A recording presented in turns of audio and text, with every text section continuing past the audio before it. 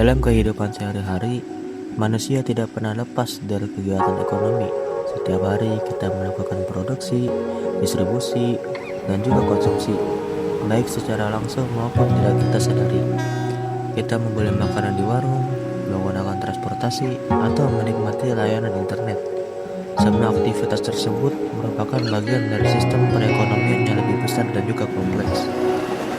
Di balik aktivitas tersebut, terdapat berbagai bentuk pasar yang mengatur bagaimana barang dan jasa diproduksi, disalurkan, hingga akhirnya dikonsumsi oleh para konsumen. Bentuk pasar ini disebut sebagai struktur pasar, dan masing-masing memiliki karakteristik yang berbeda-beda. Ada pasar dengan banyak penjual yang bersaing ketat, pasar dengan produk yang beragam, hingga pasar yang hanya dikuasai oleh satu perusahaan saja. Cara pasar bekerja sangatlah mempengaruhi harga, jumlah barang, kualitas produk, hingga kesejahteraan masyarakat.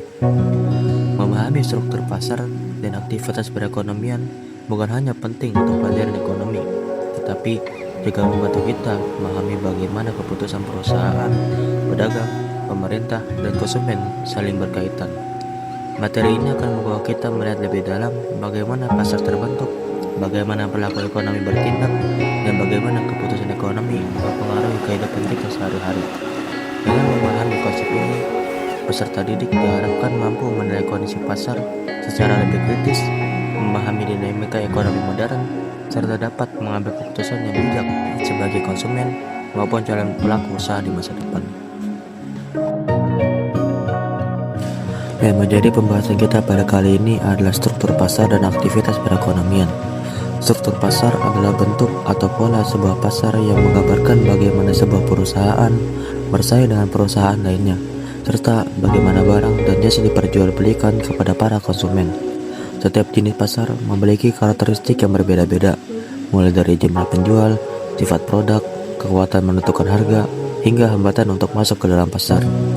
Struktur pasar sendiri memiliki 4 jenis utama, yaitu yang pertama, pasar persaingan sempurna adalah pasar yang memiliki banyak jumlah penjual dan juga pembeli, serta hal ditentukan oleh pasar.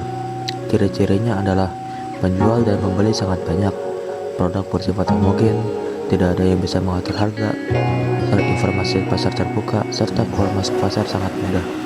Lalu yang kedua adalah pasar monopoli, pasar yang hanya ada satu penjual sehingga produsen menguasai harga. Ciri-cirinya adalah penjual tunggal, tidak ada barang pengganti, produsen bebas menentukan harga, hambatan masuk pasar sangat kuat, dan juga konsumen tidak punya pilihan lain.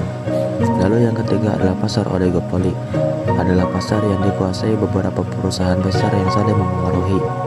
Ciri-cirinya adalah jumlah produsen sedikit, produk bisa bersifat homogen atau berbeda, lalu perubahan harga satu perusahaan mempengaruhi perusahaan yang lain. Juga persaingan kuat di bidang promosi, dan yang terakhir adalah sulit bagi pendatang baru untuk masuk. Lalu yang keempat adalah pasar monopolistik, adalah pasar yang banyak penjual namun produknya berbeda, sehingga produsen memiliki sedikit kekuatan untuk menentukan harga.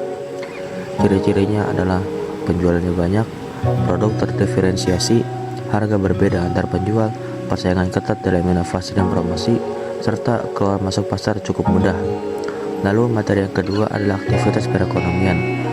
Aktivitas perekonomian sendiri adalah serangkaian kegiatan manusia untuk memenuhi kebutuhan hidupnya, mulai dari menghasilkan barang, menyalurkannya, hingga memakainya. Aktivitas perekonomian sendiri terdiri dari 3 aktivitas utama. Yang pertama adalah produksi, kegiatan membuat barang atau jasa. Ciri-cirinya adalah menghasilkan barang atau jasa, menambah nilai guna, dan juga dilakukan oleh produsen seperti perusahaan, pabrik, petani, dan lain-lain. Lalu yang kedua adalah distribusi, kegiatan menyalurkan barang dari produsen kepada konsumen. Ciri-cirinya adalah menjembatani produsen dan juga konsumen, melibatkan pedagang, agen, kurir, dan juga transportasi. Lalu yang ketiga adalah memastikan barang sampai tepat waktu dan aman. Lalu jenis yang ketiga adalah konsumsi, kegiatan menggunakan barang atau jasa untuk kebutuhan. Ciri-cirinya adalah barang dipakai atau dihabiskan, bertujuan untuk memenuhi kebutuhan, dan yang terakhir adalah dilakukan oleh individu, rumah tangga, dan juga lembaga. Ngày vô nhà thương, ngày vô nhà anh biết thương.